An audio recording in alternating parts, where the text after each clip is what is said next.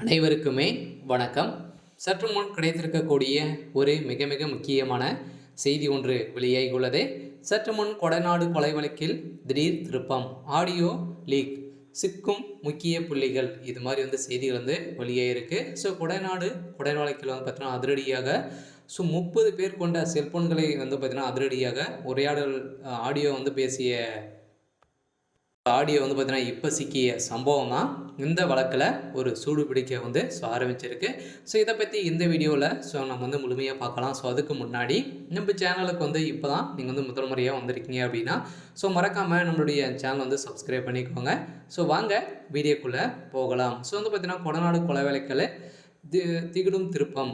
So 30 நாட்களில் cellphone பேசியோ audio மீட்பு, இது மாதிரி செய்திகள் வெளியே இருக்குது. ஏற்கனவே கொடநாடு கொள்ளை சம்பவத்தின் போது அப்போ பங்களாவில் உள்ள தொலைபேசிக்கு வந்த உரையாடல்கள் மற்றும் போன் எண்களை சிபிஐ போலீஸார் பார்த்தீங்கன்னா இப்போ கைப்பற்றியிருக்கும் நிலையில் நீலகிரி மாவட்ட கொத்தகிரியில் கொடநாடு எஸ்டேட் உள்ளது. இந்த பங்களாவில் முன்னாள் முதல்வர் ஜெயலலிதாவுக்கும் அவருடைய தோழி சசிகலாவுக்கும் சொந்தமானது.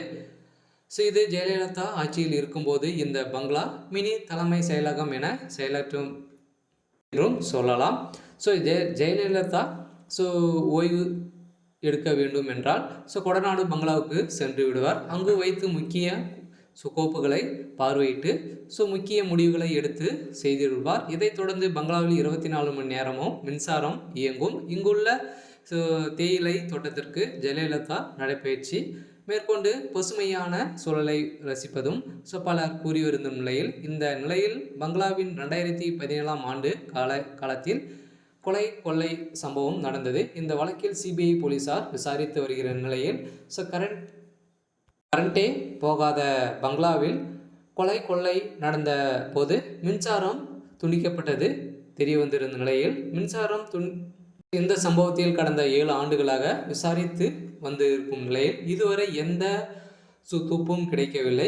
இதைத் தொடர்ந்து இந்த நிலையில் இந்த கொலை சம்பவம் நடந்த பகுதியில் செயல்பாட்டில் இருந்த 60 மொபைல் போன் எண்கள் மற்றும் 19 மொபைல் போன் டவர்கள் உள்ளிட்டவைகள் விவரங்களை பிஎஸ்என்எல் அலுவலகத்தில் இருந்து போலீசார் பார்த்தீங்கன்னா கைப்பற்றி இருக்கும் நிலையில் இந்த நிலையில் திமுகவை சேர்ந்த அமைச்சர்களும் அதிமுகவை சேர்ந்த அமைச்சர்களுக்கும் இதில் பார்த்தீங்கன்னா நிறைய சம்பந்தங்கள் இருக்குது அப்படின்ற மாதிரி இப்போ எழுதப்பட்ட நிலையில் முக்கிய மூல காரணமாக இருந்தது சசிகலா அவர்கள் தான். சசிகலா அவர்கள் தான் அம்மா அவர்களுக்கு மிகப்பெரிய துரோகம் செஞ்சுருக்காங்க அப்படின்ற மாதிரி இப்போ வெளியே இருக்கக்கூடிய ஆடியோ லீக்கால் தான் பார்த்திங்கன்னா அதிமுக இருக்கக்கூடிய முக்கிய புள்ளிகள் அடுக்கடுக்காக சிக்கக்கூடிய சம்பவம் பெரும் அதிர்ச்சியை ஏற்படுத்தியிருக்கு. இருந்தாலும் இந்த வழக்கில் என்ன தீர்ப்பு வழங்க போகிறாங்க அப்படின்றது தான் ஒரு கேள்விக்குறியாக இருக்குது. இருந்தாலும் என்ன நடக்குது அப்படின்றத வெயிட் பண்ணி பார்க்கலாம்.